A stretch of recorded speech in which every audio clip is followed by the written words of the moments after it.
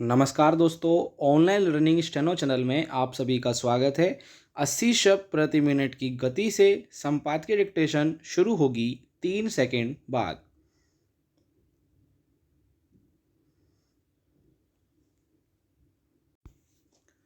Start.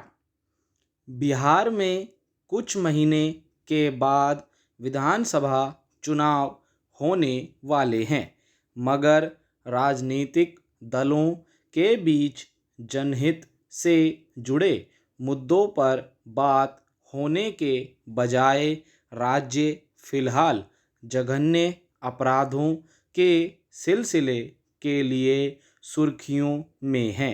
हैरानी की बात यह है कि एक समय जंगल राज का हवाला देकर नीतीश कुमार और उनकी पार्टी ने राज्य की सत्ता हासिल की थी, तो उसकी पृष्ठभूमि में सबसे बड़ा कारण यही था कि उन्होंने आपराधिक घटनाओं के बेलगाम होने और उससे लोगों के असुरक्षित महसूस करने को ही मुख्य मुद्दा बनाया था।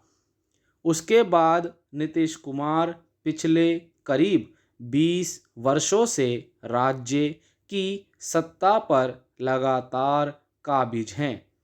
बिहार में बदलाव के लिए उन्होंने अपना एक सबसे अहम नारा यही दिया था कि वे राज्य में आपराधिक घटनाओं पर रोक लगाएंगे और आम लोगों की जिंदगी को सुरक्षित बनाएंगे।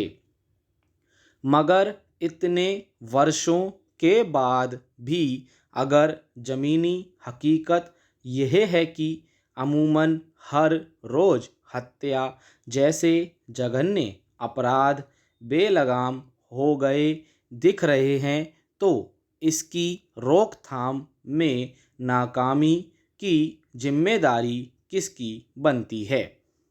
पैरा।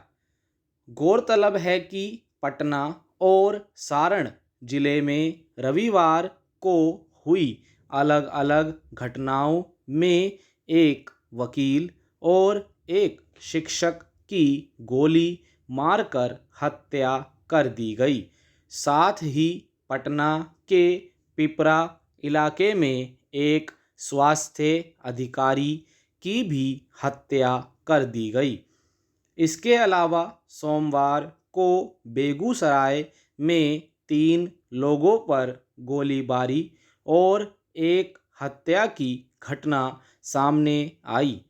ऐसा लगता है कि राज्य में अपराधी पूरी तरह बेखौफ और बेलगाम हो चुके हैं और सरकार हाथ पर हाथ धरे बैठी है। वरना क्या वजह है कि हाल में पटना में एक बड़े व्यवसायी की हत्या की घटना के तुल पकड़ने के बावजूद राज्य की कानून व्यवस्था के मोर्चे पर कुछ भी ऐसा नहीं देखा जा रहा है जिससे आपराधिक तत्वों के भीतर कानून का खौफ पैदा हो और वे किसी अपराध को अंजाम देने से हिचकें। उल्टे ऐसा लगता है कि कानून व्यवस्था पर से राज्य सरकार की लगाम छूट चुकी है और अपराधी सरेआम अपनी मनमानी कर रहे हैं। सवाल है कि ऐसी स्थिति में राज्य की जनता को सरकार और अपराधों पर काबू पाने की उसकी क्षमता के बारे में क्या सोचना चाहिए। पैरा।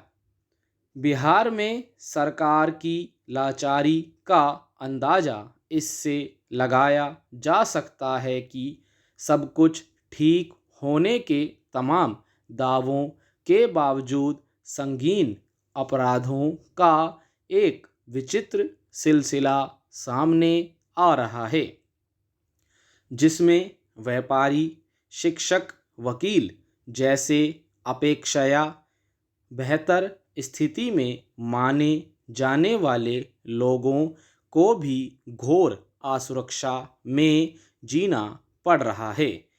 स्टॉप।